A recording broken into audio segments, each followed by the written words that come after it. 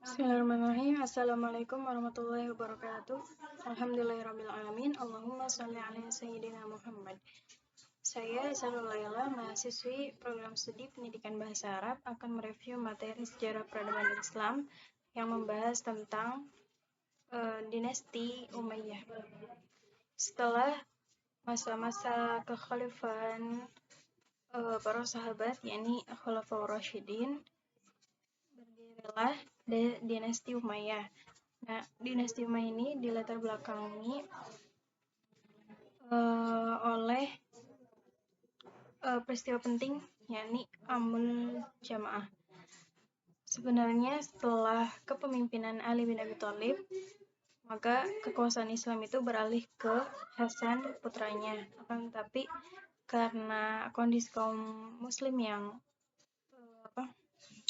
memiliki konflik-konflik yang internal seperti sebelumnya kasus Perang Siffin, Perang Jamal, kemudian terbentuknya kelompok-kelompok Islam Khawarij, Syiah, sehingga Hasan pun memilih untuk menyerahkan kekuasaan Islamnya kepada Muawiyah untuk kedamaian bersama. Sehingga berdirilah dinasti Umayyah. Selanjutnya dinasti Umayyah ini berdiri di Damaskus selama 667 sampai 750 Masehi. Dinasti ini berdiri 90 tahun dan memiliki 14 khalifah. Khalifah yang terkenal ada Khalifah Umar bin Abdul Aziz. Di situ prestasinya berhasil untuk membukukan hadis. Kemudian ada di Khalifah Al-Walid bin Abdul Malik. Pada puncaknya di situ kekuasaan Islam mulai bertambah, menguasai daerah Afrika Utara hingga barat daya Eropa, yakni Spanyol, yang ditaklukkan oleh Panglima Islam Taufik bin Ziyad yang sebelumnya sudah menguasai Aljazair dan Maroko, sehingga mulai untuk menjelajahi daratan Eropa dimulai dari Spanyol atau Andalusia dahulu. Selanjutnya kekuasaan Islam pun semakin bertambah, seperti Cordova, Spanyol, dan kota-kota di semenanjung Iberia, kemudian juga di sebagian Asia Kecil, Irak, Persia, Uzbekistan, Turkmenistan, dan Kyrgyzstan.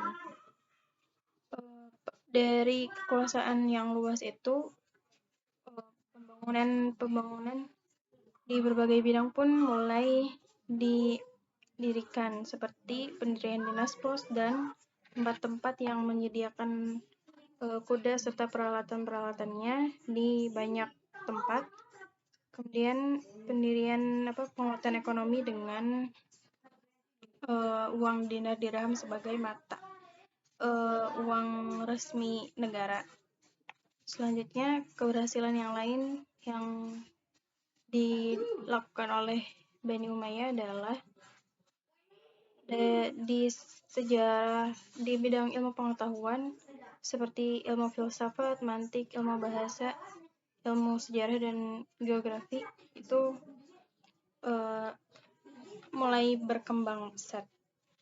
Apalagi ilmu agama tentang hadis itu pada masa Umar bin Abdul Aziz mulai dibukukan. Selanjutnya mulai ke sebab-sebab runtuhnya dinasti Umayyah. Ada beberapa faktor. Yang pertama tentang perang saudara antara sesama Bani Umayyah. Di situ ada para khalifah memiliki kualitas pribadi yang bisa dibilang buruk dan bergaya glamor dalam pemerintahannya, sehingga mereka terlebur dalam kenikmatan dunia dan kemudian digantikan lagi kepada khalifah selanjutnya, tapi khalifah selanjutnya sama lagi seperti itu, selanjutnya diganti lagi, dan terus semu seperti itu. Sehingga ada dari sisi yang lain juga faktor yang kedua, konflik antara Qais dan Yaman, di mana mereka berperang antara Arab Selatan dan Arab Utara demi memperjuangkan khalifah masing-masing yang diinginkan. Kemudian diskriminasi terhadap kaum Mawali. Kaum Mawali ini orang-orang non-Arab yang baru masuk Islam dan bergabung dalam kekuasaan Islam. Mereka ini didiskriminasi seperti tidak boleh menjabat sebagai pemerintahan di Islam, di negara Islam, kemudian juga diharuskan membayar jizyah dan sebagainya, sehingga kaum Mawali pun merasa terdiskriminasi dan mulai memprotes. Terus faktor yang lainnya ada pemberontakan dari Bani Abbas, yang selanjutnya dari pemberontakan itu gugurlah dinasti Umayyah dan muncullah dinasti Abbasiyah. Sekian yang bisa saya sampaikan.